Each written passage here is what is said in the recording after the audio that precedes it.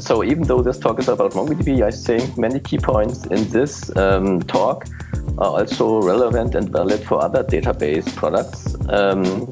So keep listening. I hope you will learn something.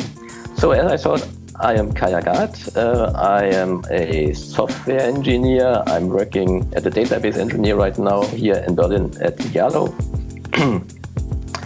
idealo is powering a price comparison website. So we are comparing prices of different offers of any given product. So our clients can search products such as a headphone, as you can see here in the screenshot, and compare the prices to have the best offer online.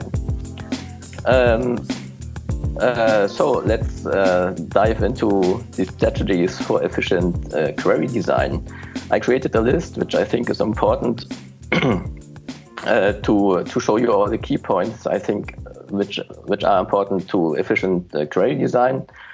And I will elaborate each of these points in a few seconds within this talk. So I won't read all of these points right now because I will elaborate them just now. Create indexes to support your queries is the first point, because without an index, a query will not perform fastly. However, keep in mind that only one index can be used by a query at a given time. There are some exceptions to this rule, as for example, the OR operator. The OR operator can span multiple threads running in parallel and using multiple indexes in parallel, but this is the exception to the rule, so keep in mind only one index can be used by a query. If you want to query on only one field, for example, here one field category, you can create a so-called single key index. An index is created always inside a collection. So in this case, we are creating a single key index in the collection products on the field category in ascending orders. So you see all indexes are also are always ordered. So here it's in ascending order.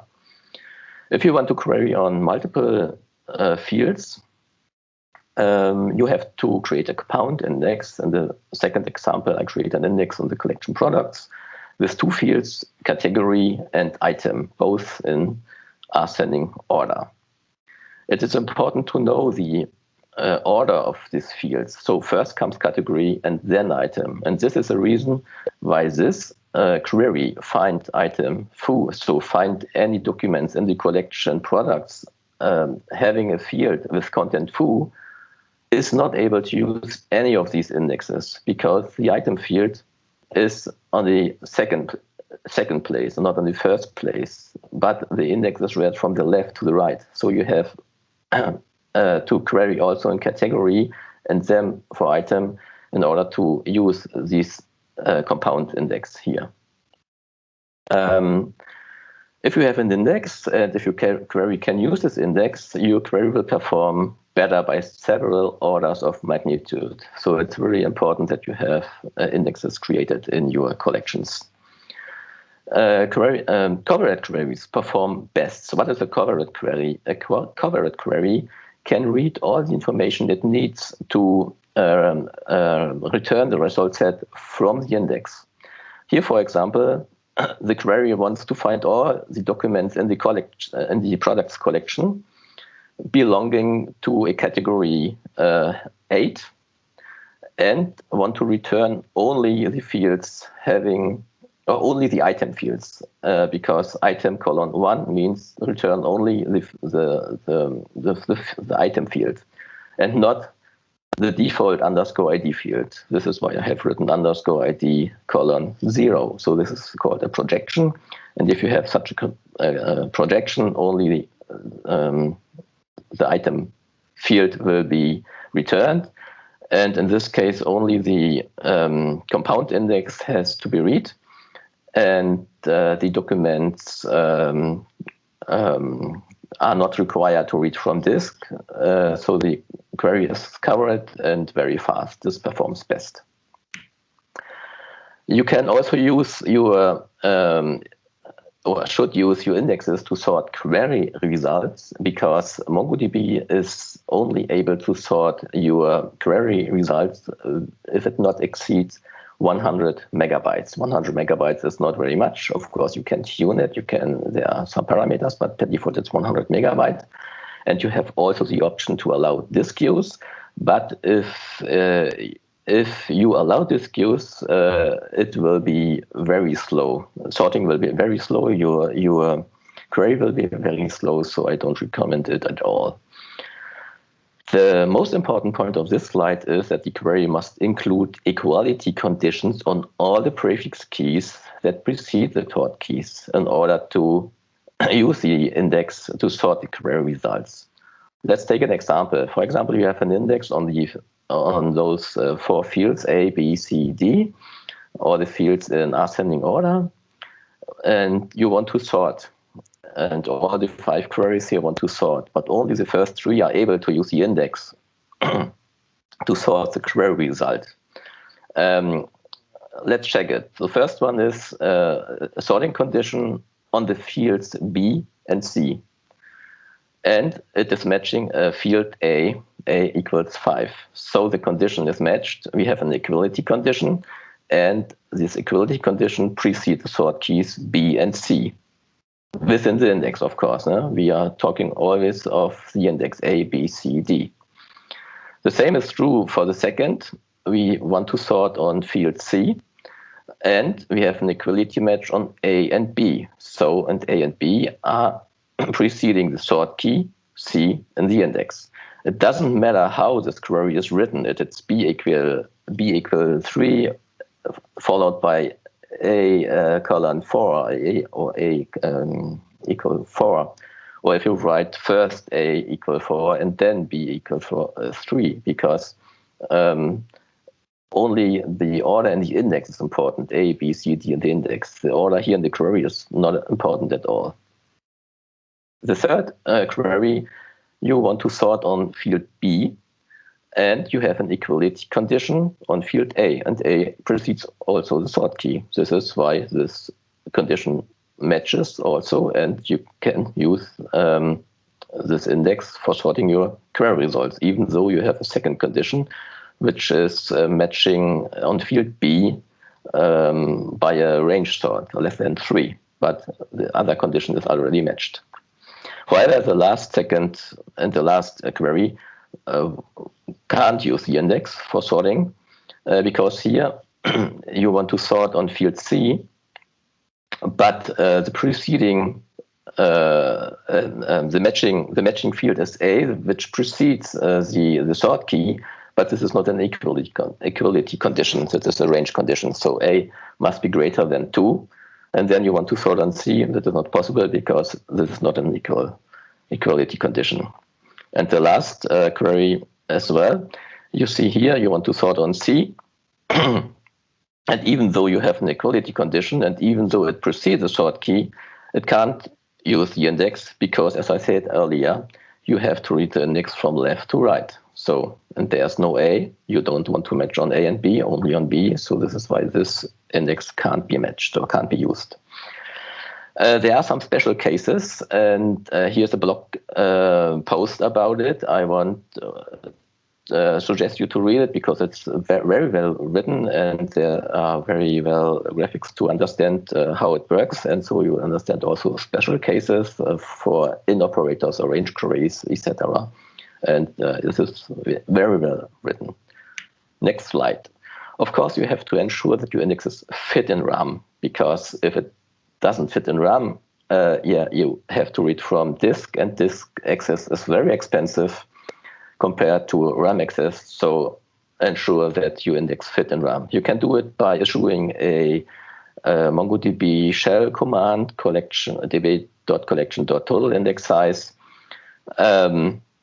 But you can also use some tools, for example, our MongoDB slow operational profiler that we have developed here at idealo and open sourced at github.com. I will show you that later on a little bit, but it would be I have too less time to show you more of this tool. But keep in mind this tool. When you create index, you have to ensure that selectivity is given. So the higher selectivity, the better. The higher selectivity you have in unique fields, because every field has another value, so it's different of the others. So if you are able to query on such fields on an equality match, index this field, and this will be a good performance. However, if you have Boolean fields, you will have only a low selectivity, and so the index is not very performant on those fields. And if all the fields have the same value, you have no selectivity at all, so it does not make sense to index those fields, and it's even better to have no index at all in these cases. Keep in mind also that indexes uses resources such as memory and also I/O, because if you access your database and you insert documents or you update documents, the index has to be updated as well. So it has to be written into memory and written to disk. And since your schema design may vary or your queries may vary, perhaps from time to time some indexes aren't used anymore. So it's good to have statistics or an overview about how these indexes are used. And for this, MongoDB has a pipeline operator which is called $indexstats that you can call to have an overview.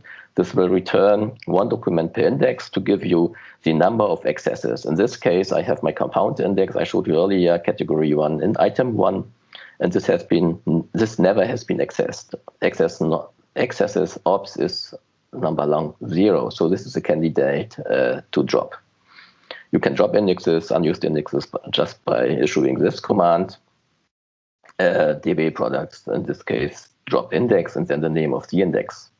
And here I want to show you the idealo MongoDB slow operations profiler, how easy it is to use. I hope you will see this. So this is the overview of the slow operations profiler. Oh, I lost my mouse. Here's my mouse.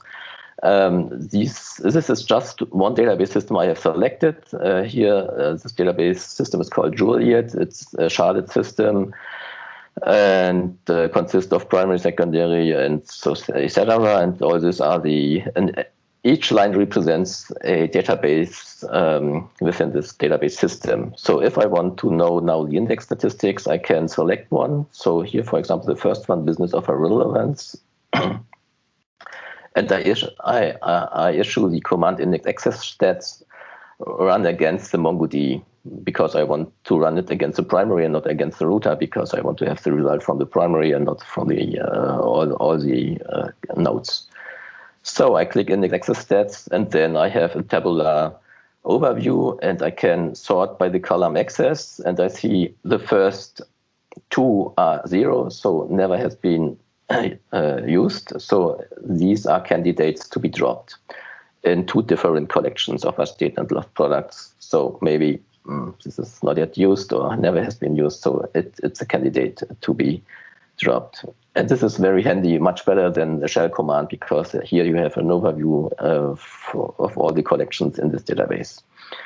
And I wanted to show you also how you can see more easily the size of your indexes. For example, I can execute the command collection stats, and here you see all the sizes of the indexes, and you can sort it as well. So you see here, for example, this is the biggest index here of relevance. This is very huge, and then you can estimate if it fits still in RAM or not. So this is very handy. However, the slow operation profiler has been developed to spot slow queries and to see when they happened and in which quantity they happen. But this is out of the scope of this talk. But I recommend you to have a look at this open source project. Let's go to the next slide. And I think talk time is almost up, but I have still 2 slides. You also may use only approximative. You are perfectly in time, so okay, cool. All good. Cool. So you may use also just approximative query results and not exact query results. A good example is count query, because traditionally count is just an estimated result. Now it has been changed. So you have explicitly to write get estimated document count or something like this. It depends on your driver. And then you will get the estimated count, and the estimated counts will read just some metadata of the collection. And these are almost correct. They are not correct, for example, if you have an unclean shutdown of MongoDB, or if you are powering a cluster, a sharded system, and when you have some orphaned documents. Orphaned documents can happen if the balancer moved some chunks from one shard to another and was not able to delete the old chunk. In this case, you have some orphaned documents. This can happen. And then the count, or the estimated count, will count these documents too.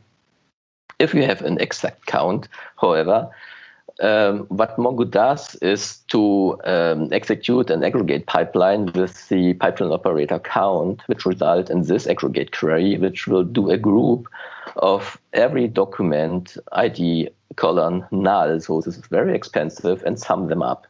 This means every document needs to be fetched into the RAM and just to count these documents. So sometimes this is not the best way to do. And in my experience, we had already an estimated count which took only some milliseconds compared to the exact count, which took 10 minutes or even 30 minutes. And sometimes it does not matter if you have an exact count or not. For example, if you do paging, if you have a result of 3 million, it does not matter if you have 3 millions or 3 millions and 10, for example. So keep in mind that. And this is just one idea. There are others, and this is my last slide. I want to speak about design patterns, because you as a software developer know already software design patterns, and there are also design patterns to design database schema. And designing a database schema is essential for performant queries. And here's a blog post on mongodb.com. Here's the link, and yeah, I urge you to read this post because it's very well written, and you will learn a lot how you design your schema design, because without schema design you will probably not have very good queries, even if you did the best. Database schema design is essential.